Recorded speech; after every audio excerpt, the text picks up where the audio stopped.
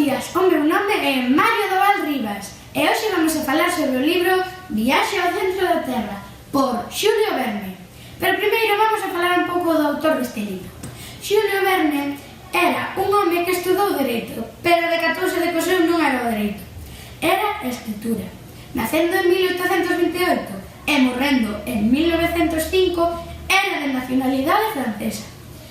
O seu primer libro foi 5 semanas en globo, pero hoxe non vimos a falar de 5 semanas en globo, vimos a falar de Viaxe ao centro da Terra, donde aparecen estes personaxes.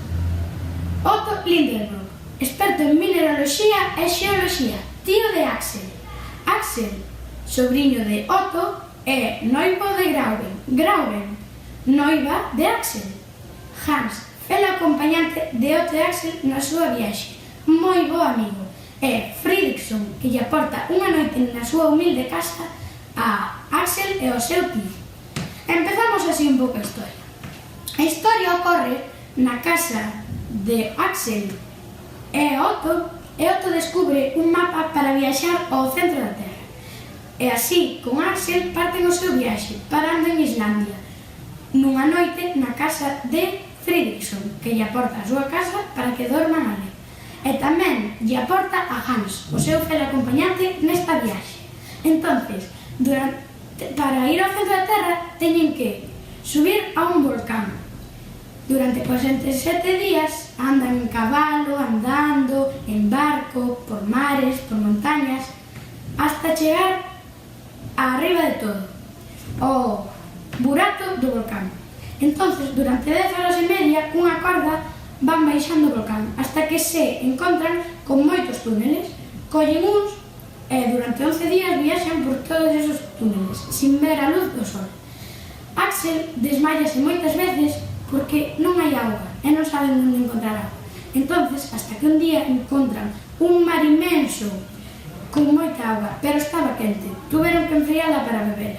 Pero extrañoulle moito, porque como iba a haber mar debaixo dun volcán a 1750 metros da superficie?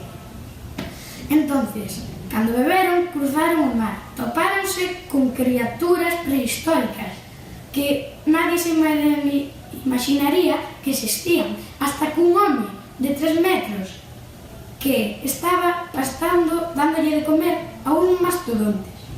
Así que eles quedaron moi impresionados, pero escaparon por se lle podía facer algo. Entonces, despois de ver todo eso, sacaron moitas fotos e volveron da súa viaxe. Pero ainda queda ao final. E sabedes que non vos lo vou a dicir, para que vos leades este libro, que é moi interesante.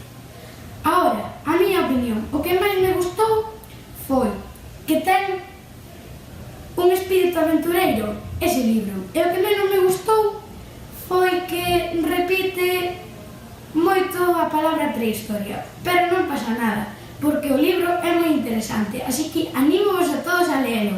E hasta pronto!